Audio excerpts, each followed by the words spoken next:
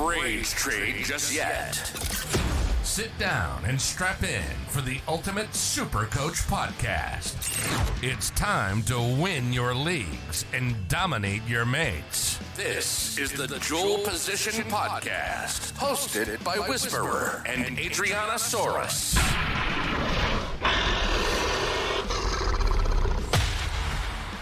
Still absolutely frothing that intro. I'm very, very happy how that came out.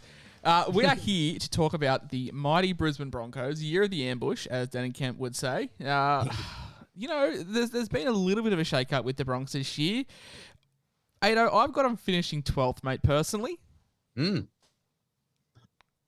Yeah, I mean, look, they last year were so close to finishing the top 8, and they absolutely butchered their season, didn't they? So people who are Broncos supporters are probably feeling optimistic about what this year offers.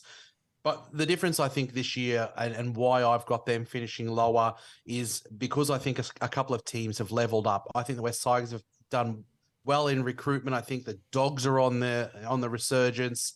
And you don't even know if Manly have got a healthy Tommy Trbojevic all year. I don't think that'll still get them anywhere close to the 8. But, there's lots of factors that have probably had them finishing a little lower for me as well. So I've got them 12th. Where do you have them? 11th. 11th, yeah. Pretty spot on. I think you hit the nail on the head there. Like, I don't think they've regressed. I just think teams underneath them, have potentially gotten that ever so slightly a little bit better. With these team previews, mate, I reckon we do guns, bums, cash cows, and bounce backs. And now when we say bums, we're obviously not referring to them as the player. Just, their Supercoach stock. Someone could have had a great season last year, and we could think they're on a bit of a slide this year. That's sort of more than anything.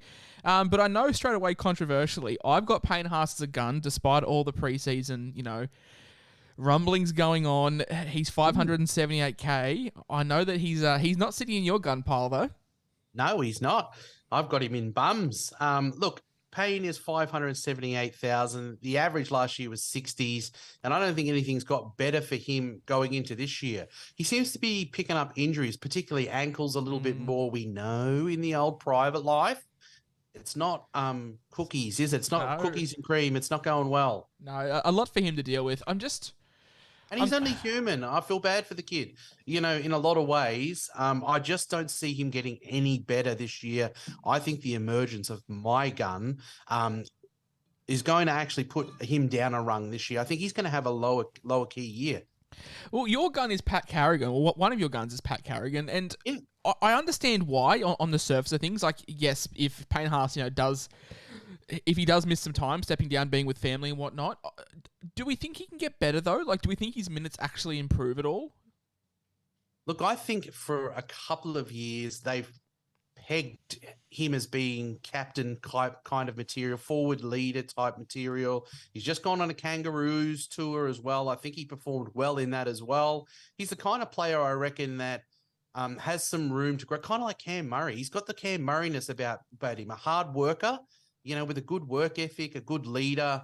I reckon he can go further. And I think, you've seen in the past that they relied on Payne Haas for extra minutes. Paddy Carrigan is fit as a fiddle. And as long as he is fit, with his Cam Murray-ness, the leadership, the Kangaroo Tour, the way that he's leveled up as a footy player, he's getting better. I reckon his average could go up 10 points this year. And I reckon if anyone's going to get the minutes this year, maybe even just to do a nice service to Payne Haas to not burn him out, with everything that he's got on his plate and also with the injuries that he's been getting, I reckon it's the year of Paddy Carrigan. Look, I'm pretty happy to write off 2021 for Pat Carrigan. Had that ACL, came back last year. He was the anomaly. Like, people with ACLs, they struggle. He came back in and was phenomenal. I've just pulled up his stats here for the YouTube viewers. For the audio guys, we'll do our best to, read them out. 2021, happy to bin off. Only played the 8 games, had the ACL. But in 2020, he was 23 years of age. Played 19 games, averaged 68 minutes a game.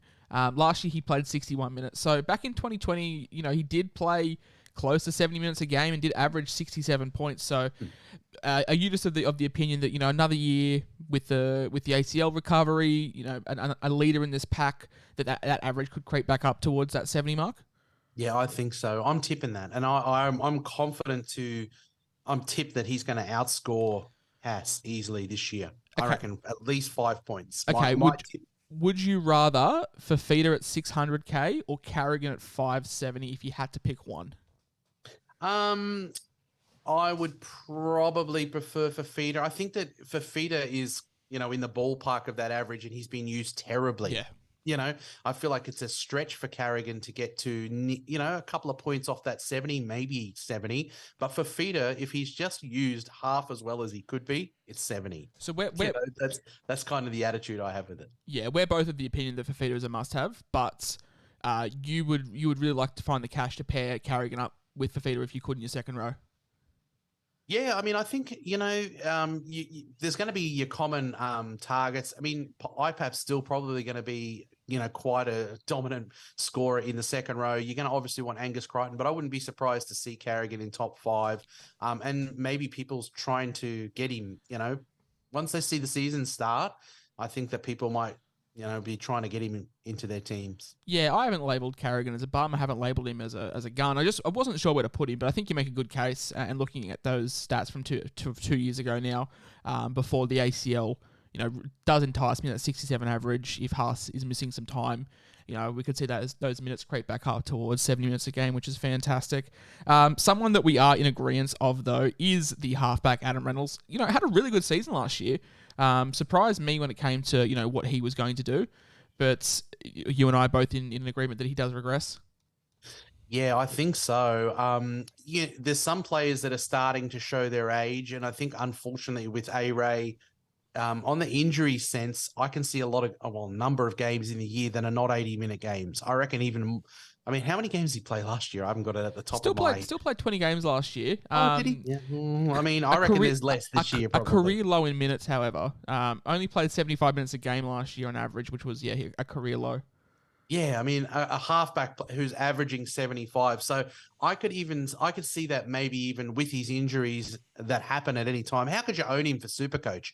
Because you could just lose him at any minute. Yes, he was great last year and probably surprised us all. We thought he was going to regress when he went to the Broncos. You would be banking on the fact that you think he's going to be healthy, but I reckon there's going to be a game where he goes down in the first 5 minutes. It's going to hurt the averages and everything. So I just see this year, if he made 20 games last year, I reckon it's going to be 15 this year because he is showing his age. And that's why South didn't want to sign him on a long contract. Yeah, I think the Broncos are going to have to deal with that. Hopefully they touch wood and he survives, but I'm not going to be banking on him next year to be healthier than he was this year. No, for 555, I'd much rather take a punt on someone like a Sam Walker, who has a lot of upside. In saying that, though, Adam Reynolds did have 5 games, believe it or not, over 90 points last year, and three of them were tons. So the upside is there for Reynolds, but I'd much rather take a punt on, someone like a Matt Burton, or even someone like a Ben Hunt, who averaged 60 as well. That is probably more consistent and will show up week in, week out. Some people who have done an A-Ray at times look like geniuses because he does have a big one in him. He just dominates a game from time to time. Probably helps his average too. Yeah, definitely. Someone that you've got in the bum category, but I've got in my bounce backs, Tony Staggs. Yeah, I think it's time for us to accept that Katoni is a bum. It's just not a thing. He's not a thing anymore. He has got flashes of brilliance in him, but so many people are like locked into the fact that he's going to become a consistent player. And I just don't think it's ever going to happen. The Bradman Best syndrome?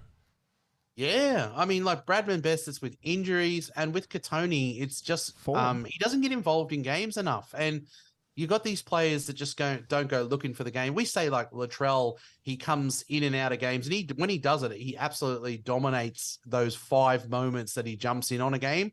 Well, Katoni's like half as good as Latrell. Yeah. So when he jumps in for 3 times a game, it's just never as good as Latrell. If he was more consistent, I reckon he would be a bounce back candidate.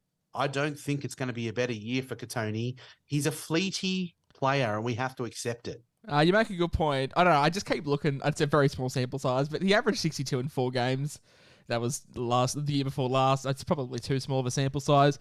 Time to forget that. What did he do last year? Yeah, not a whole lot. Do for me lately. 23 games, 49 average, which was the lowest in 4 years. So the minutes did creep up, but the PPM was a historic low, which just shows that his involvement was probably lacking. The Broncos seem to favour Herbie Farnworth a lot in attack, and I don't blame them because he's very, very good with the ball in hand. Yeah, that's right. And you got Cobbo and Oates had a resurgent year. So in a way, they're spreading it out. They've got a very talented roster, and I think actually a pretty good backline. I actually love Farnworth as a player. I don't ever have him in my team either, but I just think, look, they'll be talking constantly, I'm sure, with Katoni to go look for the ball a bit more, but I'm not feeling it, and I don't think he's going to be better this year. Let's move on to a couple of more bounce backs we've got. I've got Reece Walsh at fullback at 484k. Now, talk to me about Reece Walsh. He does lose the goal kicking this year, but do you think if Turbo doesn't come back fully fit and we lose Kalen Pong at a 5'8", we could look towards someone like a Walsh for that mid-range price point at fullback? I think the Broncos would put up a lot more points on offense than the Warriors did. And Walsh did average 53 last year. He does lose the goal kicking, but I think, the points he loses in goal kicking, he could make up for with a better, Broncos attack. Yeah, look, he's 484k. So I'm calling him bounce back because I could see him probably getting up to that 600k. There's going to be some pressure off, yeah, because there's some big. Adam Reynolds will take it. You've got Carrigan. You've got a more solid team behind him, I think. So I reckon on the back of that pack, you got if Haas turns up and he is there for round one, you got Carrigan staying fit and healthy. I reckon there's going to be, and Flegler, who only improved last year. I think there's good go forward from the forward pack. I think he's got good enough halves that are no shrinking violets, and I think you'll see him chime into the back line without having to. At the Warriors, I felt like he was trying to do too much. Yeah, I don't think that's going to be the case at the Broncos. I owned him for a little bit in draft, and you sort of watch him there, and it just felt like, instead of playing that third or fourth receiver on a sweep play, he was having to go in and sort of do it all himself. Area. Yeah. Yep. I mean, you famously won some cash off me, a couple of hundy on Walsh versus Ponga. Yeah, it was a couple of years ago. A couple of years ago. But yeah, look, I think he's on for a resurgence this year. Better team, I think, and more points on offer. Yeah, he's not got the goal kicking, but I'm thinking more try assists in that back line. So 53 average last year. Would be surprised to see him push, say, 61? Yeah, I think he can get to 60. I think, that second fullback spot, particularly to start the year, is really open to interpretation, because I think Teddy's locked on as your nuts and bolts lock of a fullback, and I think you could probably go elsewhere with a little flutter. I reckon he can get to 60. You could go a Turbo if you think he's going to be happy. You could go with a Ponga if you think he's on for a bounce back, and I can certainly see Reece Walsh in that category as someone you can take a punt on. Now, you mentioned Reece Walsh being better because of the forward pack, and you mentioned the likes of Haas and Carrigan, but a man that you want to highlight is Tom Flegler. Yeah, I think Flegler, he has obviously he's been a bit of a wild animal, and he's had a suspension in him, but he is highly touted and he's on a good wage. I thought in periods last year, he looked like a much improved front rower. This year, particularly if we think that they're going to, spell Haas a little bit more, I think it could be a little bit of a minutes uptake, because I think he's a good enough front rower. If you get him in there for a few extra minutes, as long as he can get that nonsense out of his game and not, get suspended as much, I really think he's a talented front rower. And I think that there's a little more for him this year if he puts his responsible cap on. Yeah, look, he's very, very consistent. The last 4 years, his PPM has been between 1.01 and 1.03. So he's a very, very consistent guy. We know exactly what we're going to get out of him. It's just the minutes we want to see have an uptick. Last year, average 46 minutes a game. 44 minutes a game for a 46 average. If we can creep that up to, say, 50 minutes a game, if he picks up a little bit, TC Rabadi's out, they've got guys like Willison and Pierre Cora who are also very quite raw. So if Flegler could be that first option off the bench, or even does get the start, depending on if they run with a mobile 13 or if they run with Carrigan, if he could push towards 50 minutes a game, that average could creep up to, say, 52, 53 points a game, and that's 8 points of value right there. Yep. I think it's possible, very, very possible with what their lineup looks like it could be. Yeah, definitely. And it seems to be the year of that mid-range front rower. You've got Daniel Saifidi, Luke Thompson, Tom Gilbert. You could even chuck Flegler in the mix, as you said, as that sort of low-end front row forward who, Flegler's pretty consistent. You know exactly what you're going to get out of him, as we said. So don't hate that shout. I guess the big thing with Supercoach is we always want to be continuing to evolve our squads and making the squad value raise higher, and we can sell on some cash cows. I've got 3, you've got 2. 2 of them are combined. We'll touch on the one that that you don't have, but I do. I've listed Corey Pakes, hooker, 240k. We all got swept up in the hype last year because he did get the start. Billy Walters is there and he will always linger. But 240k, would you rather someone like a Sonny Luke who could have, limited minutes with Mitch Kenny behind him, or take a gamble on someone like Corey Pakes? I just feel like while one of the hooker people in the team taking minutes from Pakes is got the same last name as the coach, I'd almost prefer Sonny Luke, if you know what I mean. No, I do understand what you mean. It's just that's how I felt last year. Yeah. I just felt like I think he's more talented and he should get more minutes. I just don't know if that's definitely going to happen. Bit of the Tom Starlings about him, just really exciting, but just can't get the minutes that we want him to. Yeah, can't get the minutes. So look, I think it's always going to be a gamble if you go with Pakes, if you go with Sonny Luke.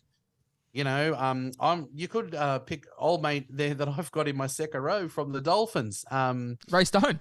Ray Stone, he's available in hooker. And if he's starting at 13, he might actually be the best one of the lot because he'll get 50 minutes guaranteed. Could be. Yeah, so look, it's a tough one. If he gets what he deserves and what we think, us punters on the sideline, not coaching, but it's a hard old gig when you don't have when Dad's not the coach. Yeah, definitely. Hey, let's talk about Brendan Piacora, because he was someone that was very, very highly touted last year for Supercoach. Didn't really kick on as much as we wanted him to, but there has been a spot opened up with TC Rabadi stepping down. We keep referring to it, but if Payne Haas does miss time, there is minutes to be there. Piacora, 205k. I'm not expecting the world from him, but a bench spot, he could be that Sean Bloor guy that we thought, Bloor could have been a little while ago. Yeah, definitely. There's Bloor's position closed down, and either Willison or Piacora could be the recipients here of a spot opening up. So at that price of 205k, he is touted as being very talented. I think I had him in there as one of my nuffs last year. And the price is all but bottom dollar. So whichever one of those two looks like the recipient of some extra minutes or a bench spot, I reckon you could probably safely take him. They're actually, TC Rabadi was pretty good last year, so they've lost a little bit out of the old bench rotation. So I think there's going to be a role there for someone for maybe 20, 25 minutes, and at 205k, if they can go, half a point, 1.1 or something, they'll make a little bit of money. There was also times last year where Jordan Ricky seemed to be out of favour as well. So, if they go on a losing slump, Kevin Walters might look to shake something up. And from a Supercoach standpoint, I think we'd prefer Willison to get the minutes, only because he is a dual, which, gives us a little bit more flexibility. But I definitely do think there is some names that are monitoring the preseason, Pakes, seeing what he does in the trials. And then Willison and Piacora, they're the 3 names that are really rounding it out. But just to recap, my guns were Payne Haas. My bums were Kurt Catewell, who we didn't end up talking about, because I looked back at my notes and I was like, look, no one's actually picking Kurt Catewell. Let's be realistic. Adam Reynolds. My bounce back candidates were Tony Staggs and Reece Walsh. My cash cows were Corey Pakes, Xavier Willison, and Brandon Piacora. Yep, well, I had Pat Carrigan, hero, in front row. I think he's going to come up. Oh, he's in second row forward only. That it was a bit of a that sucked. Knife, wasn't it?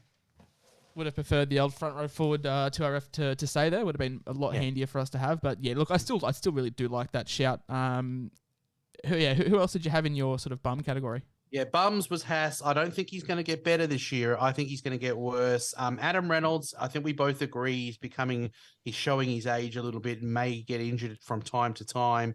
Tony Staggs, I've given up on Tony. I'm going to say he's always going to be a fleety footballer. My cash cows, same as you, -1. I've gone with Willison or Piacora. It looks like one of those is going to get a bit of a uptick. And the bounce backs for me are Reece Walsh behind a better team, a better pack, and probably where his heart is too. I reckon. I think he really had a heart, and it was spewing that he got punted from the Broncos. And I've got Tom Flegler. If he can get that bullshit out of his game, I think he'll be good this year. Fingers crossed. Well, that was the Broncos preview. We'll be back tomorrow with, I think we're going to be doing your boys, the Canberra Raiders. Up the milk. Up the milk. Guys, hopefully you enjoyed these short, sharp ones. I think it'd be better each day to have something new pop up in your feed rather than sit there for an hour and a half, 2 hours. So enjoy them. But yeah, we'll be back tomorrow with the milk. Love you all. Bye.